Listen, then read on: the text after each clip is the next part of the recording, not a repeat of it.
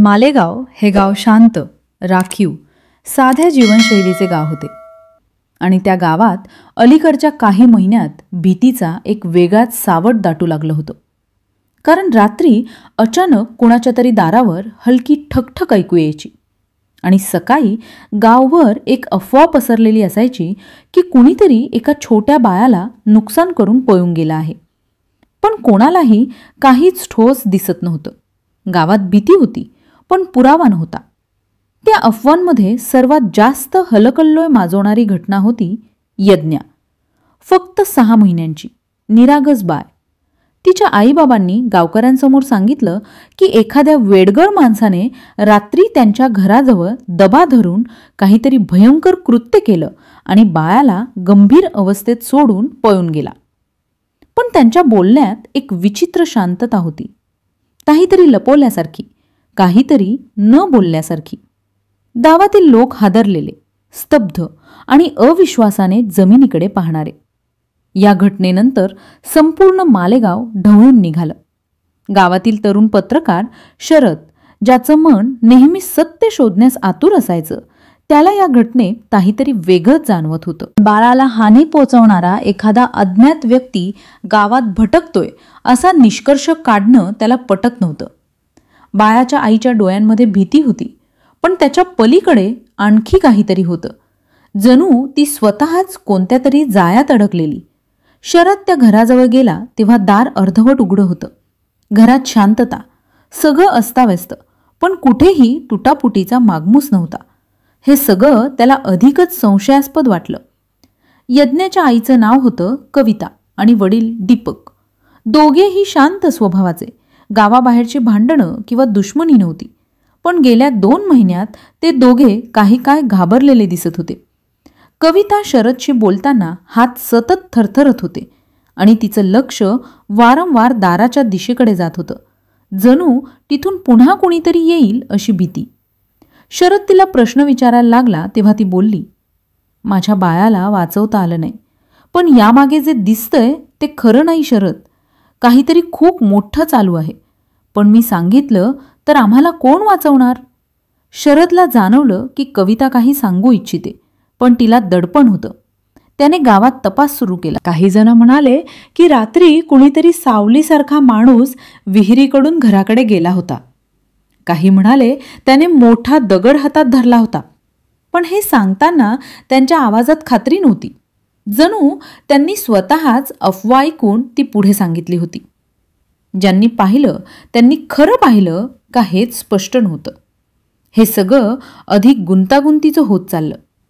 तपासात शरदला समजलं की मालेगावात काही दिवसांपूर्वी एक संशयास्पद व्यक्ती दिसत होती. जुनाट कपडे, विचित्र नजरा आणि रात्रीच्या वेळेस गावाभोवती फिरताना काही लोकांनी त्याला पाहिलं होतं. त्याचं नाव कोणीच माहीत नव्हतं, पण एवढं पुरेसं नव्हतं की त्यानेच हे सर्व केलं. बाळाला हानी पोचवण्याचं काही स्पष्ट उद्दिष्ट दिसत नव्हतं. मग तो गावात काय करत होता? यज्ञाच्या घराजवळ का दिसला? शरद आणखी खोदकाम करू लागला तेव्हा त्याला एक धक्कादायक गोष्ट समजली. दीपक काही महिन्यांपासून एका माणसाकडे पैसे उधार घेत होता आणि तो माणूस कुप्रसिद्ध आणि हिंसक प्रवृत्तीचा होता. गावात त्याला सथवा म्हणून ओळखायचे. कुणावरही दडपण आणणारा आणि पैशासाठी काहीही करणारा. काही लोक म्हणाले की त्याने कविता आणि दीपकला धमकावलं होतं. पण त्याची धमकी यज्ञासारख्या बाळावर का येईल? हा प्रश्न शरदला खूप छळत होता. एका रात्री शरद पुन्हा यज्ञाच्या घराजवळ गेला. तिथे कविता एकटीच उभी होती. तिने शांत आवाजात सांगितलं, तो आमच्या पैशासाठी नाही आला. त्याला वाटलं दीपक काही गोष्ट लपवत आहे, जी गोष्ट आम्हालाही नीट माहिती नव्हती. पण त्याचा राग माझ्या बाळावर उतरला. आम्ही पाहत राहिलो आणि आम्ही काही करू शकत नव्हतो. तिच्या आवाजात एक तुटलेली कडवटता होती आणि त्या क्षणी शरदला उमगलं की यामागे गावाबाहेरील एखादा गुन्हेगार नाही, तर गावातल्या लालसेचा, गैरसमजाचा आणि भीतीच्या चक्राचा परिणाम आहे. दुसऱ्या दिवशी शरदने पोलिसांकडे पुरावे सुपूर्द केले. सथवाला पकडण्यात आले. त्याने गुन्हा कबूल केला, पण त्याच्या कबुलीत आणखी एका गोष्टीचा पर्दाफाश झाला. दीपक लपवत असलेला गैरसमज. दीपकला गावातील एका वादात मोठा आरोप लावला गेला होता आणि त्याला वाटलं पोलीस त्याला चुकीने अडकवतील, म्हणून तो काहीही बोलत नव्हता.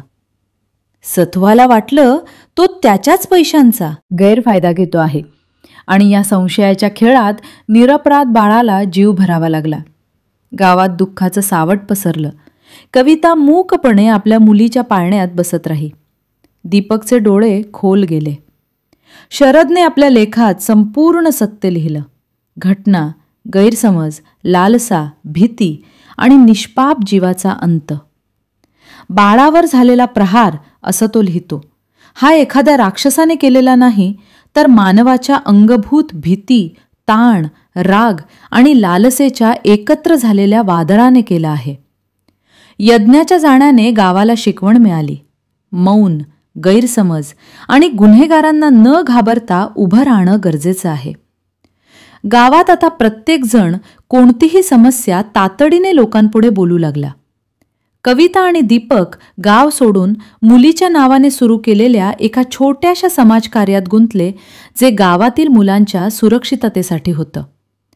शरदने गावकऱ्यांना आठवण करून दिली, एक चुका संपूर्ण भविष्यात बदल करू शकते. आणि यज्ञ, तिचं नाव गावात कायम जिवंत राहिलं, सावधानतेच्या आणि सत्याच्या दिव्यासारखं. जर तुम्हाला असेच नवनवीन व्हिडिओ हवे असतील तर चॅनलला लाईक, शेअर आणि सबस्क्राईब करायला विसरू नका. धन्यवाद.